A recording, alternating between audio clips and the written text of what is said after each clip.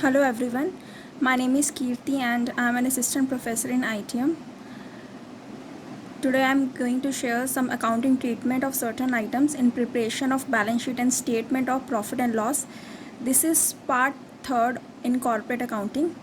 So there are certain items which require special attention in the preparation of balance sheet and statement of profit and loss. So number 1 is interest on debentures. Interest on debentures. So when debenture interest become due, when debentures interest become due, we put the entry debenture interest account debit to debenture holder account, debenture holder account, right? And second is when debenture interest is paid, when debenture interest is paid, entry is debenture holder account debit to bank, debenture holder account debit to bank account. Third, when debenture interest becomes due but is not paid, when debenture interest becomes due but is not paid, it means that is outstanding interest.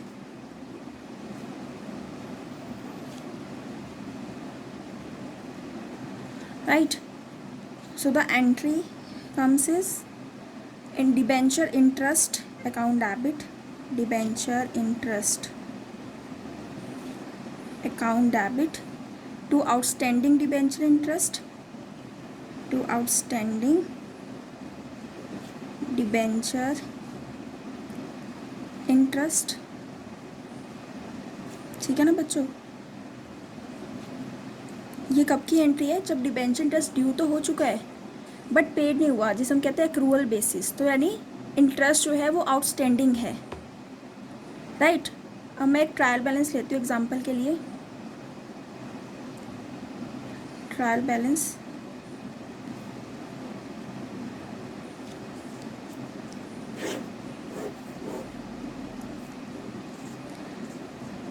%12 debentures, 2 lakh, interest on debentures is 24,000, outstanding interest is 12,000.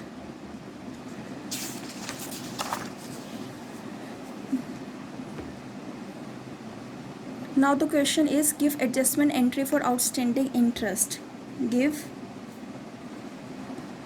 adjustment entry for outstanding interest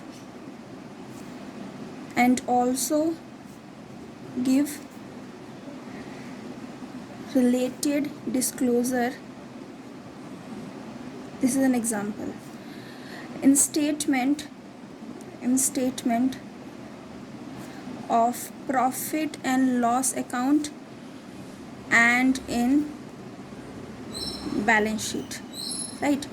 so entry यहाँ पर क्या होगी? ये question आप देखिए, question में क्या कह रहा है वो ये ट्रायल बैलेंस दे रखा है, इसमें डिबेंचर्स है जिसका रेट ऑफ इंटरेस्ट आपको दे रखा है 12% और 2 लाख की डिबेंचर्स है।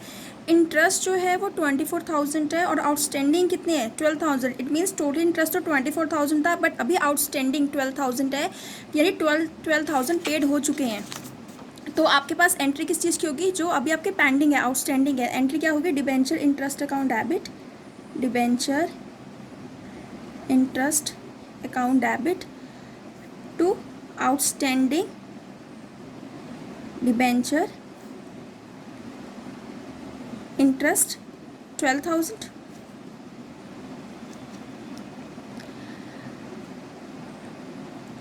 अब इसका डिस्क्लोजर जो है वो पीएल और बैलेंस शीट में कहाँ कहाँ होगा, लिखा है ना, also give the disclosure in the statement of PL and in the balance sheet.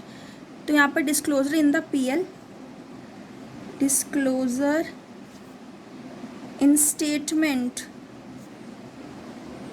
Of profit and loss account, ठीक है, ये हमारा जाएगा किसमें, फाइनेंस कॉस्ट के अंदर। फॉर्मेट में ऑलरेडी आपसे डिस्कस कर चुकी हूँ। फाइनेंस कॉस्ट में जाएगा आपका डिबेंचर इंटरेस्ट, डिबेंचर इंटरेस्ट। तो इसमें स्टूडेंट्स पेड और आउटस्टैंडिंग दोनों आएंगे, पेड प्लस आउटस्टैंडिंग इंटरेस्ट दोनों आएंगे, that is 24,000। And what is the treatment in the balance sheet, so balance sheet extracts, balance sheet extracts, और we can say treatment in balance sheet, और treatment आप इसे balance sheet extracts कहेंगे या treatment in balance sheet. तो यहाँ पर आएगा हमारा जो आपके पहले डिबेंचर्स है 2 लाख के, तो non current liabilities, non current liabilities जो हेड है उनके अंदर आएगा लॉन्ग टर्म बोरोइंग्स में, लॉन्ग टर्म बोरोइंग्स में आ जाएगा 12% डिबेंचर जो कि आपके 2 लाख के, राइट। और करंट लाइबिलिटीज़ में क्या आ जाएगा आपका, जो आपका आउटस्टैंडिंग इंटरेस्ट है ना, जो भी आपने देना है, तो that is other current liabilities, other current liabilities, outstanding interest that is 12,000। I hope कि ये चीज़ आपको क्लियर हो गई होगी।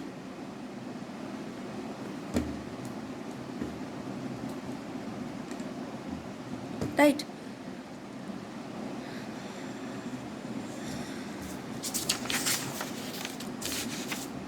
now move to second, that is provision for taxation, advance payment of tax and liability for taxation, provision for taxation. Provision students मैंने आपको बताया है कि प्रोविज़न जो कि कंटिजेंसी हम फंड बना के चलते हैं, लॉसेस का प्रोविज़न हम बना के चलते हैं, जो आपने पढ़ा है ना कंसेप्ट ऑफ कंजर्वेटिज्म,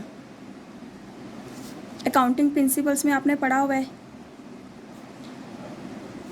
तो कंजर्वेटिज्म क्या कहता है कि आपको प्रॉफिट का तो प्रोविज़न नहीं बनाना, बट आपको लॉसेस का या एक्सपेंसेस का प्रोविज़न बना के चलना है। अब टैक्सेशन कोई लॉस तो है नहीं, आपका एक्सपेंस है, आपको गवर्नमेंट को देना है, तो हम प्रोविज़न बना के चलते हैं। तो इसमें नंबर 1 एंट्री कहता है advance payment of taxation, advance payment of taxation. तो it is an asset for you, आपने एडवांस में टैक्स दे दिया, एंट्री पास होगी इसकी, advance payment of tax, advance payment of tax account debited to bank,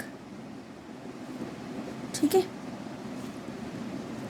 तो इसकी ट्रीटमेंट क्या होगी, ट्रीटमेंट इन बैलेंस शीट किस में जाए, किस हेड में जाएगा ये बच्चों, ये जाएगा करंट एसेट्स के हेड में, करंट एसेट्स के हेड में जाएगा, under short term loans and advances, ठीक है, short term loans and advances में जाएगा, that is the advance payment of tax, right. Second, advance payment of tax. Second में लेती हूँ TDS, tax deducted at source,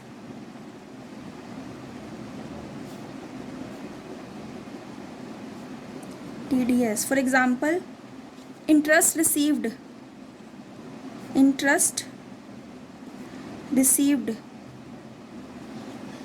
rupees 40,000 on debentures of X Limited, right.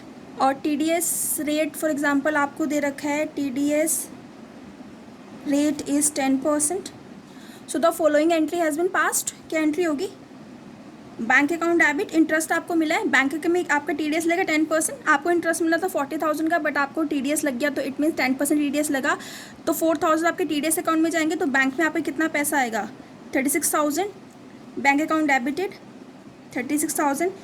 TDS account debit, that is 4,000 to interest income, that is 40,000, right. अब इसकी treatment कैसे होगी? Treatment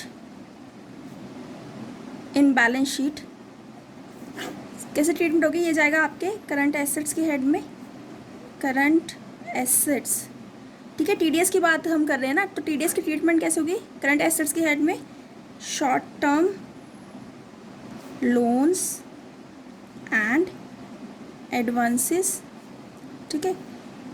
तो यहाँ पे जाएगा आपका TDS,